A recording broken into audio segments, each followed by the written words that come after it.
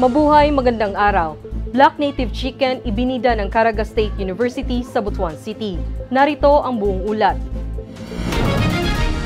Sa ilalim ng Organic Native Chicken Project ng Department of Science and Technology, Philippine Council for Agriculture, Aquatic and Natural Resources Research and Development o DOSTP-CARD at Department of Agriculture Trento Research and Experiment Station, naging matagumpay ang Caraga State University o CSU sa Butuan City sa pag-produce ng pure Black Native Chicken na tinatawag na patani.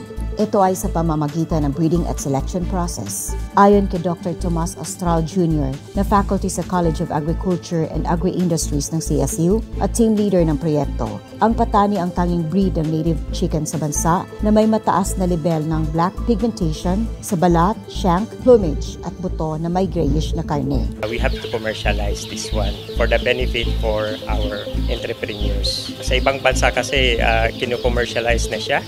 And we are aiming for that one. Dahil din sa mataas na black pigmentation nito, mas masustansyang kainin ang patani dahil ito ay puno ng antioxidants, protina, vitamins B, E, iron, phosphorus, calcium, amino acids, mababa ang kolesterol at iba pa. We have to double time our efforts. We do value chain analysis to get the optimum price of this patani chicken, which have better price because of its nutritive advantage compared to other native chicken breeds.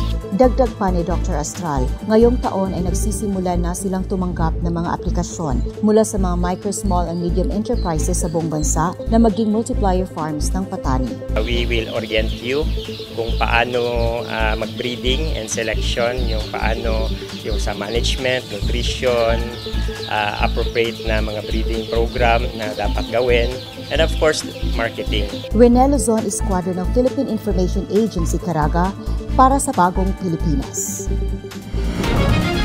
Samantala, narito na ang mga nangungunang balita ngayong linggo sa Caraga Region, hatid sa inyo ng Caraga in Focus News. Nakatanggap ng financial assistance ang 2,950 na mga pamilya na biktima ng pagbaha sa lungsod ng Butuan. Ang bawat pamilya ay binigyan ng 3,000 pesos na inabot mismo ni Congressional Representative Jose Joboy Aquino II kasama ang Department of Social Welfare and Development o DSWD Caraga. Ayon kay Representative Aquino, layunin ng nasabing tulong pinansyal na matulungang makabangon ang mga biktima ng sakuna at maibalik sa normal ang kanilang pamumuhay.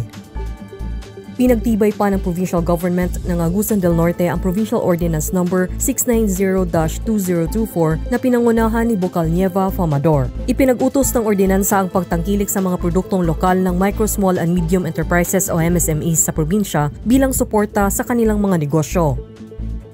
Ibinahagi ni Agusan del Sur 1st District Congressional Representative Alfil Bascog, Chairperson ng Committee on Ways and Means, Senior Citizens at ang Special Committee on Persons with Disabilities o PWD na nakapila na sa committee ang pagdinig hinggil sa pagpapatupad ng mga batas at patakaran na nagbibigay ng mga diskwento, insentibo at tax exemptions sa mga senior citizens at PWDs. Inaprubahan din ng komitiba ang isang House Bill na sumasaklaw sa mga karagdagang benepisyo para sa sektor ng senior citizens at PWDs.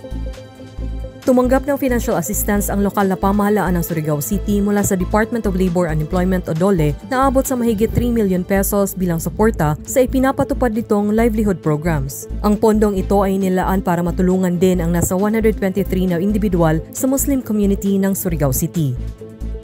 Dinaluhan ni DILG Secretary Benjamin Abalos Jr. kamakailan lang ang awarding of assistance to former rebels sa Villa Maria Luisa Hotel sa Tandag City. Sa ilalim ng Enhanced Comprehensive Local Integration Program o ICLIP, binigyan ng assistance ang nasa 66 na dating rebeldeng sumuko sa Surigao del Sur at nagbalik loob na sa gobyerno.